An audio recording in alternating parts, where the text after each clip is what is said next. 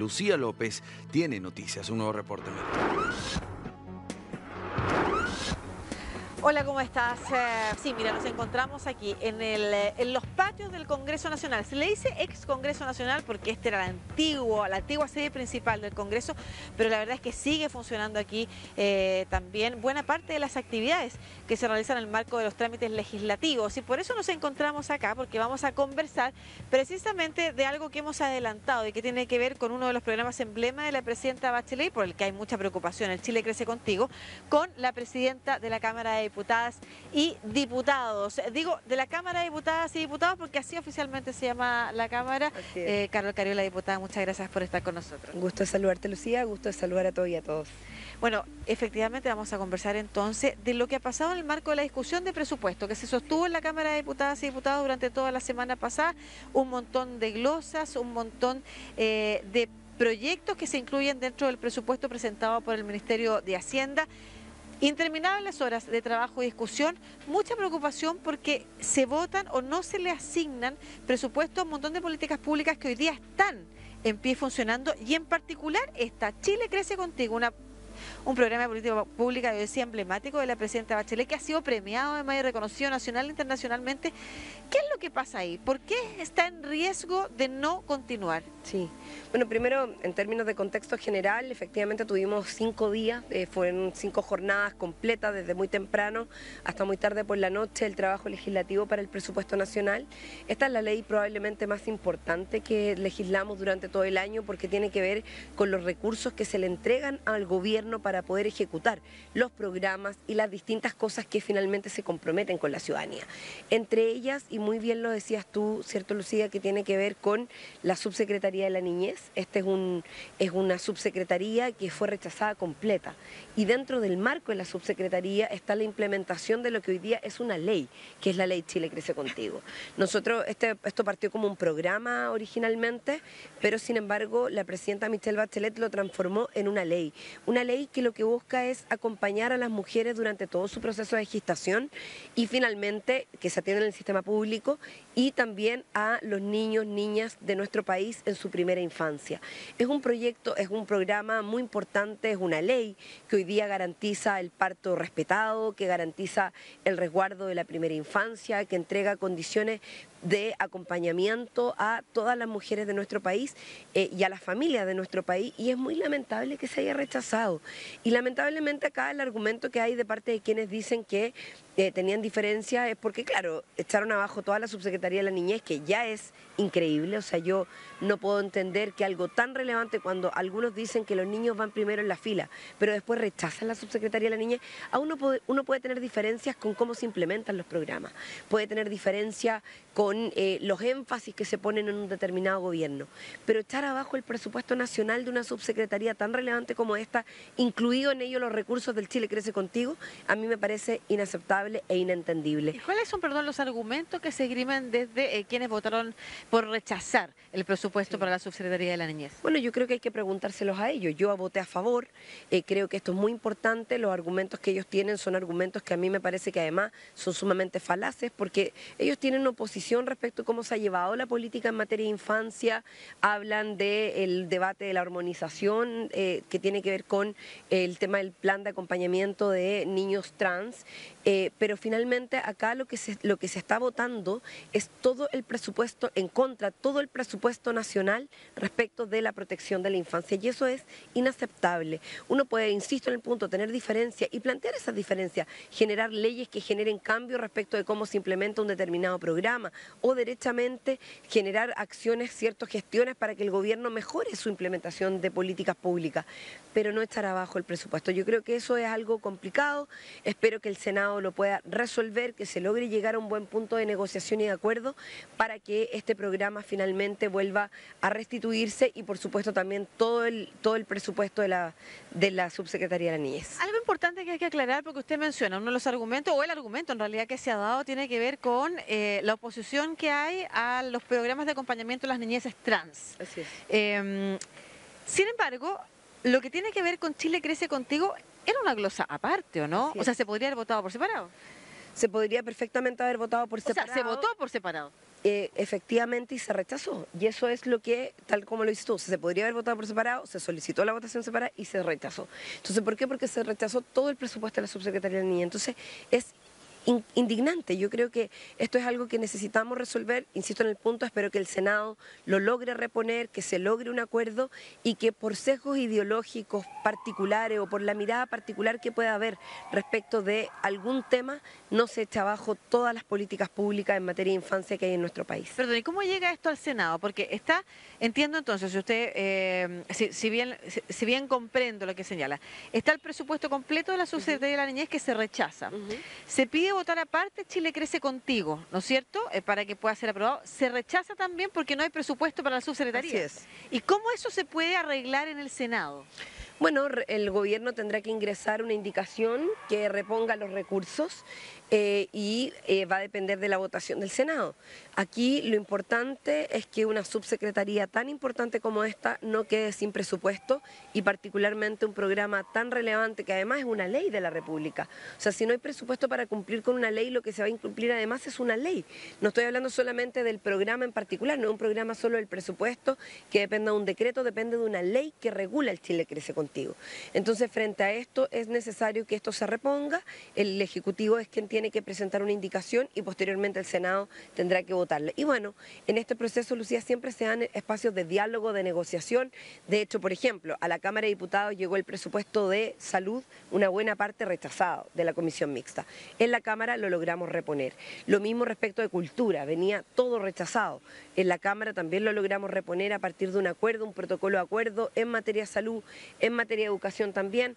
Los SLEP también van rechazados, quiero recordar, los servicios locales de educación también van a tener que llegar a algún tipo de acuerdo para que el Ejecutivo ingrese una indicación y se repongan esos recursos, porque las escuelas de nuestro país tampoco pueden quedar sin funcionar. Entonces, al final, por cuentas políticas se termina perjudicando a los niños, niñas y adolescentes de nuestro país y eso no es aceptable. Y de hecho en la opinión pública lo que queda es que más que una conversación para llegar a acuerdos respecto de qué cosa sacamos adelante, que queda postergado para la discusión parlamentaria, por ejemplo, en términos de programas específicos, la sensación que queda es que lo que hay es cobro de cuentas en realidad, y más que estar mirando cómo funcionan las cosas y cómo las mejoramos o cómo mejoramos programas que están implementados, es rechazar partidas completas.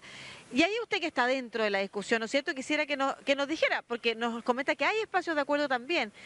¿Cómo está la relación? ¿Están los parlamentarios discutiendo, como usted dice, puntos políticos por ganar pequeñas batallas de espalda a lo que la ciudadanía está viendo? ¿O en realidad eso también es una caricatura y sí hay espacio para acuerdo? Lo que pasa es que llama más la atención aquellas cosas que se rechazan. Sí, yo creo que no hay que generalizar. Hay hartos parlamentarios que pusieron puntos bien importantes y que lograron poner temas como por ejemplo el tema de las BTF, de las manipuladoras de alimentos, que estaban reclamando una serie de derechos que se les habían quitado. Esto finalmente se logró resolver en el proceso de negociación, ya te comentaba lo de salud. De hecho, se generó un plan de contingencia para los hospitales, que tenemos dificultades con hospitales públicos. El Hospital Van Buren de Valparaíso, que sabemos que es uno de los que tiene un problema grave en este momento en la región de Valparaíso y que también va a poder resolverse a través de este mecanismo que se está utilizando del plan de contingencia. Hay otros temas, como ya lo decía, en cultura, en educación, que también se lograron resolver vía protocolos de acuerdo con ideas que son valiosas. Cuando hay ideas de los parlamentarios que se pueden recoger, que se pueden tomar, que mejoran las políticas públicas, obvio que hay que recogerla, y eso ocurrió porque el gobierno sí abrió un diálogo para eso, al menos en varias de las medidas que se plantearon. Sin embargo, cuando esto se transforma en una rencilla política de querer rechazarle el presupuesto al gobierno de turno porque no me gusta el gobierno, porque quiero que le vaya mal, porque quiero que no tenga presupuesto, y con eso finalmente termino perjudicando a la ciudadanía, ahí yo creo que hay una acción que es totalmente cuestionable. Y hubo sectores políticos, me voy a referir fundamentalmente al Partido Republicano, por ejemplo, que rechazó prácticamente todo el presupuesto nacional, todo.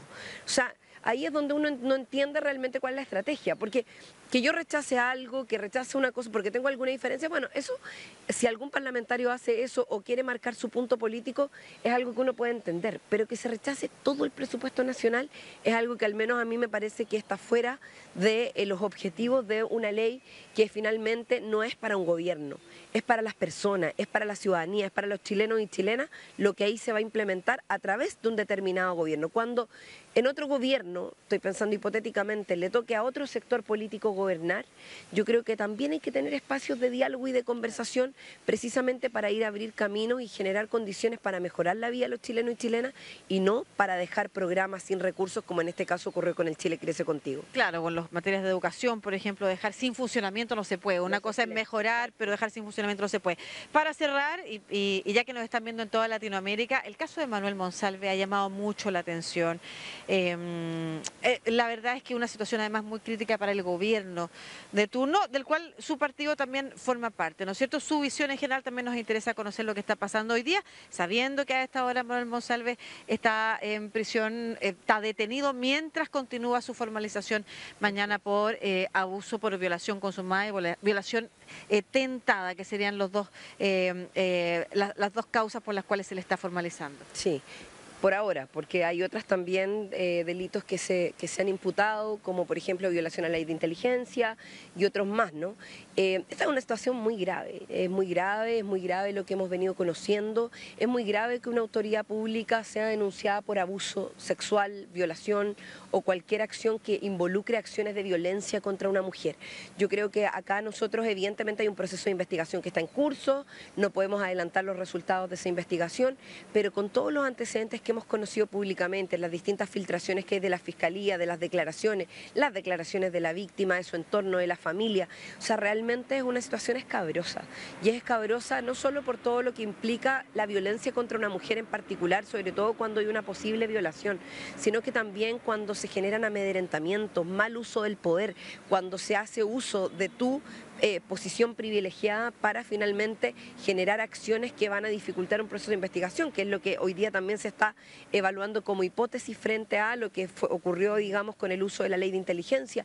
O sea, finalmente acá evidentemente hay una situación que es muy compleja para nuestro país, no solo para este gobierno, genera un precedente que nos tiene que llevar a una reflexión profunda. O sea, ninguna persona que ocupa un lugar público de autoridad, ya sea por elección popular o por designación por parte de un gobierno, puede estar vinculado a acciones de violencia, de agresión o en este caso de violencia sexual contra una mujer y contra nadie. O sea, yo creo que esto es algo brutal, es terrible, obviamente nos duele que en un gobierno además que ha promovido los derechos de las mujeres, que se ha declarado feminista, una situación como esta termine por ocurrir y que hoy día tengamos a una autoridad que ocupaba un cargo muy importante en la seguridad pública de nuestro país, formalizada, ¿cierto?